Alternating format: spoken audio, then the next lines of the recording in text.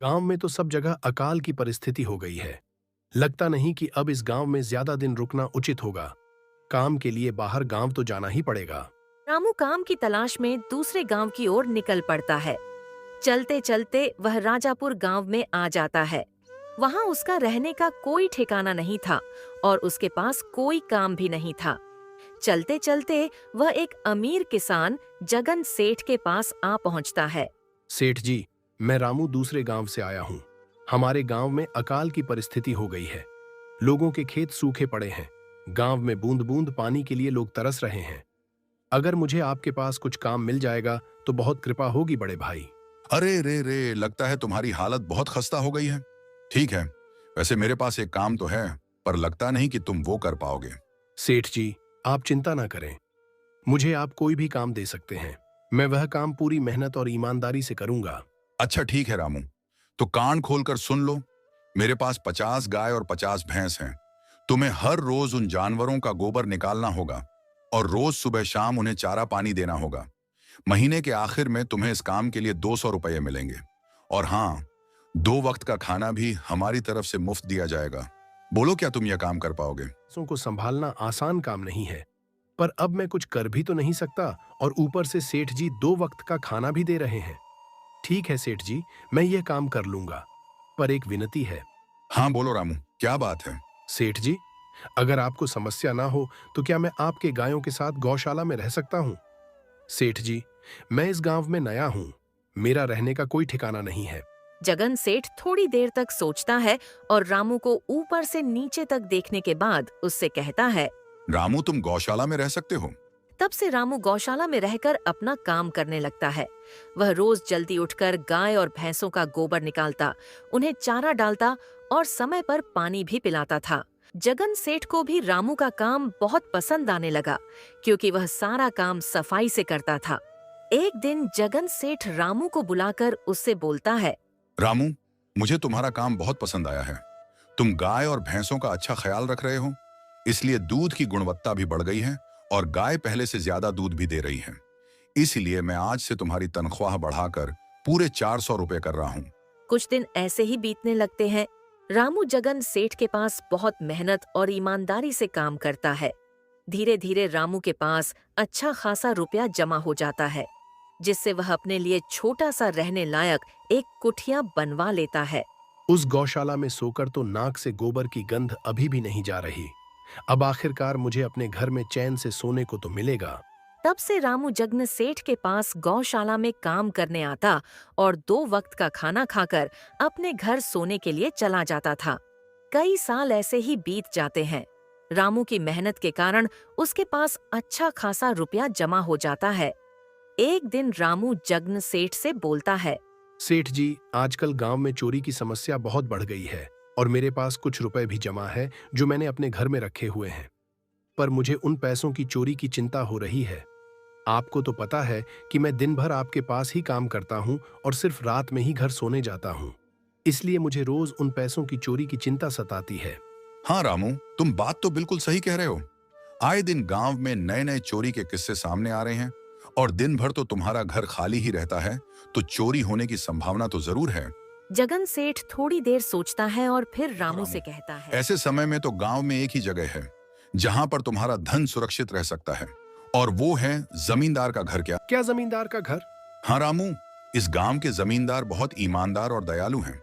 ऐसा मैंने कुछ लोगों से सुना है और उनके घर पर बहुत सारे पहरेदार भी हैं, तो चोरी होने की संभावना बहुत कम है। तुम अपने पैसे उनके पास रख सकते हो। अच्छा, ऐसा है क्या सेठ जी? ठीक है, फिर आज ही मैं जमींदार जी से मिलकर बात करता हूँ और उन्हें अपनी समस्या बताता हूँ। उस दिन रामू जमींदार जी के घर उनसे बात करने जाता है। नमस्ते जमींदार जी, मैं रामू जगन सेठ के यहाँ काम करता हूँ। कुछ साल पहले ही मैं दूसरे गांव से यहाँ आया हूँ। अच्छा रामू, बोलो, तुम्हारा क्या काम है? जमींदार जी, मैं सालों से जगन सेठ के पास काम कर रहा हूँ और मैंने कुछ रुपए भी जमा कर लिए हैं, पर बात यह है कि गांव में चोरी की समस्या बहुत बढ़ गई है, तो मुझे अपने रुपए घर में रखने से डर लग रहा है। अच्छा, कितने रुपए जमा किए हैं तुमने? जमींदार जी, यही कोई 5 से 6 हजार रुपए होंगे मेरे पास। अरे ये तो बड़ी रकम है। मैंने आपकी ईमानदारी के बारे में लोगों से बहुत सुना है, इसलिए मैं अपनी रकम आपके पास कुछ वक्त के लिए रखने आया हूँ। हाँ रामू, तुमने बिल्कुल सही सुना है। तुम्हारी रकम मेरे पास पूरी तरह से सुरक्षित रहेगी। तुम अब चिंता ही छोड़ दो, मैं सब देख लूंगा। रामू अपने पैसों की थैली जमींदार को दे देता है। ये पूरे 6,000 रुपए हैं, आप गिन कर देख लीजिए। गिनने की क्या जरूरत है? जमींदार जी, आपका बहुत बहुत धन्यवाद। अब मुझे चोरों का कोई डर नहीं है, क्योंकि मेरे पैसे सुरक्षित हाथों में हैं। अरे रामू, कोई बात नहीं। धन्यवाद तो मुझे बोलना चाहिए जो तुम मेरे पास आए अपने रुपए रखने के लिए।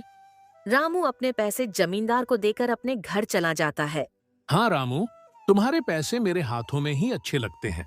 ऐसे ही रामू ईमानदारी और मेहनत से जगन सेठ के यहाँ काम कर रहा था। देखते ही देखते 2 साल ऐसे ही बीत जाते हैं। एक दिन रामू सोचता है, अब बहुत साल हो गए जगन सेठ के यहाँ काम करते हुए। वैसे सेठ जी तो बहुत अच्छे इंसान हैं, पर सोच रहा हूं कि खुद की जमीन लेकर उस पर मेहनत करूं, तभी मैं बड़ा आदमी बन सकता हूं। अब जो मेरे पास थोड़े कुछ पैसे हैं और जो जमींदार के पास कुछ पैसे संभालने के लिए दिए हैं, वह जमा करके थोड़ी जमीन खरीद लूंगा। आज ही जमींदार से मिलने जाता हूं और अपने रुपए मांगता हूं। ये सोचकर रामू जमींदार जी के घर चला जाता है। जमींदार जी, मैं अपने रुपए वापस लेने आया हूं। आपके पास मैंने 6,000 रुपए दिए थे संभालने के लिए। अरे भाई साहब, मैंने पहचाना नहीं आपको। वैसे कौन हो आप? अरे जमींदार जी, मैं रामू हूं। पिछले साल मैंने आपको पैसे संभालने के लिए दिए थे, याद आया कुछ? अरे भाई साहब, मेरे पास कितने सारे लोग आते जाते हैं पैसे रखने के लिए, और सभी के साथ मेरा अच्छा व्यवहार होता है। वैसे आपके पास कोई कागजात हैं क्या? क्योंकि मैं हर व्यक्ति से कागज पर ही व्यवहार करता हूं। किसने कितने पैसे दिए, किसके कितने पैसे रखे हैं, सबका व्यवहार रहता है मेरे पास। जमींदार जी, यह आप क्या बात कर रहे हैं? आपकी ईमानदारी देखकर ही मैंने आपको पैसे दिए थे संभालने के लिए, और आप अब ऐसी बातें कर रहे हैं। कृपया करके मेरे पैसे मुझे वापस कीजिए। हाँ रामू, मैं ईमानदारी से ही काम करता हूं, इसलिए तो तुमसे मैं डॉक्यूमेंट्स मांग रहा हूं। क्या तुम्हें पता नहीं, जब तुम किसी से पैसों का व्यवहार करते हो तो तुम्हें स्टैम्प पेपर पर लिखकर देना पड़ता है। तुम किसी से भी पूछ सकते हो। नहीं जमींदार जी, मैं आपके पैर पड़ता हूं, कृपया करके मेरे रुपए मुझे दे दीजिए। बड़ी मेहनत से मैंने वो पैसे जमा किए थे, मुझ पर ऐसा अन्याय ना करें। अरे, क्या यह झूठ मूठ का रोना धोना लगाया है? लगता है तुम ढोंगी हो और मेरी ईमानदारी और भोलेपन का फायदा उठाकर मुझसे यह रुपए लेने आए हो। रुक, तुझे अभी सबक सिखाता हूं। जमींदार अपने आदमियों को बुलाकर रामू की पिटाई करने को कहता है। इसे तब तक मारो जब तक यह बेहोश ना हो जाए। इस 2 कौड़ी के आदमी ने मेरी ईमानदारी पर सवाल उठाया है, इसे छोड़ना मत। जमींदार के आदमी रामू को डंडे से खूब मारते हैं। फिर रामू दुखी होकर अपने घर चला जाता है। रामू के शरीर पर घाव के निशान स्पष्ट दिखाई दे रहे थे। 2 दिन से रामू घाव के दर्द के कारण जगन सेठ के घर काम के लिए नहीं जा पाता है। इसलिए अगले दिन जगन सेठ रामू के पास आ जाते हैं। वह देखते हैं कि रामू खाट पर सो रहा है और वह बड़ा ही चिंता में नजर आ रहा है। रामू भाई, तुम 2 दिन काम पर नहीं आए, क्या हुआ भाई? तबीयत ठीक है ना तुम्हारी? कुछ समस्या है क्या? अरे सेठ जी, आप खुद यहाँ आए हो। आप खबर भिजवाते तो मैं खुद चला आता। अरे रामू, कोई बात नहीं, तुम्हें देखकर लगता है तुम बीमार हो। क्या हुआ है तुम्हें? जगन सेठ, क्या बताऊं? जिस जमींदार के पास पिछले साल मैंने अपने पैसे संभालने को दिए थे, वो आज मुझे पैसे वापस नहीं करना चाहता। वो बहुत लालची इंसान है। वो लोगों को ठग रहा है, और जब मैंने बाद में गिड़गिड़ाना शुरू किया तो उसने डंडे से मार मार कर मेरी पिटाई करवा दी और मुझे वहां से धक्के मार कर निकाल दिया। अरे बाप रे, ये तो बड़ा ही गंभीर विषय है। मैंने तो जमींदार के बारे में अच्छा ही सुना था, पर मुझे भी नहीं पता था कि वो इंसान इतना गिरा हुआ है। तभी मैं सोचूं, हर साल उसकी संपत्ति इतनी ज्यादा कैसे बढ़ रही है। मुझे माफ कर दो रामू, मैंने ही तुम्हें जमींदार के पास जाने को बोला था। गलती तो मेरी भी है। नहीं जगन सेठ, आप तो मेरा अच्छा ही सोच रहे थे। यह तो उस जमींदार का लालच है। अब लगता नहीं मेरे पैसे उस जमींदार से वापस मिलेंगे भी। रामू, तुम दुखी ना हो, मेरे पास एक तरकीब है जिससे मैं तुम्हारे पैसे तुम्हें वापस दिला सकता हूँ। जगन सेठ रामू को सारी तरकीब बताता है। ठीक है सेठ जी, हे ऊपर वाले यह तरकीब कामयाब होने दीजिए। अगले दिन जगन सेठ बहुत सारे पैसों को एक सूटकेस में भरकर खुद जमींदार के घर जाता है। अरे जगन सेठ, आज आप खुद यहाँ। बोलो भाई, इस गरीब के घर कैसे आना हुआ? हमारा तो यह सौभाग्य है कि आप जैसे धनी आदमी के चरण हमारे घर में लगे हैं। नमस्ते जमींदार जी। अरे जमींदार जी, आप तो मुझे अब लज्जित कर रहे। वैसे मैं कुछ महीनों के लिए दूसरे राज्य में व्यापार करने जा रहा हूँ। मैं यह लगभग 20,000 रुपए लाया हूँ। मुझे डर है कि कहीं यह चोरी ना हो जाए।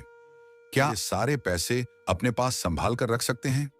आपके सिवाय इस गांव में और किसी पर भरोसा नहीं कर सकता। अरे जगन सेठ, यह भी कोई पूछने की बात है?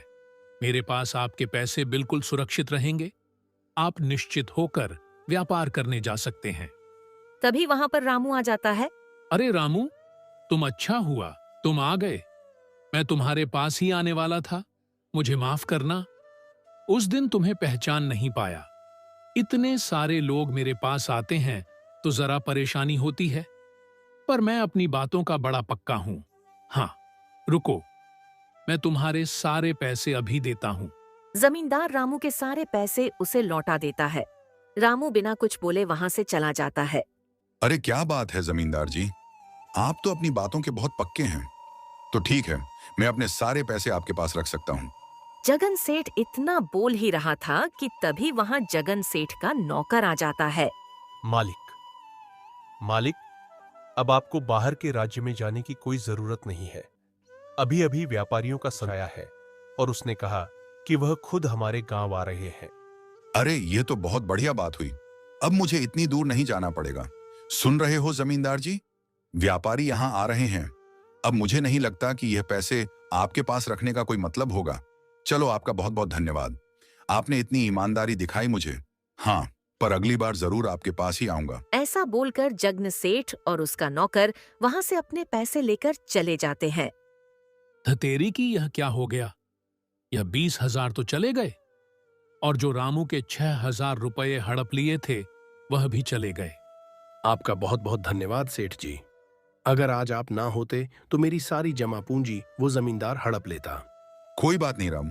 तो बच्चों, इस कहानी से यह सीख मिलती है कि जो व्यक्ति मेहनत और ईमानदारी से कमाता है, ऊपर वाले उसका कभी बुरा नहीं होने देते, और जो हराम की कमाई का खाता है उसका कभी अच्छा नहीं होने देते।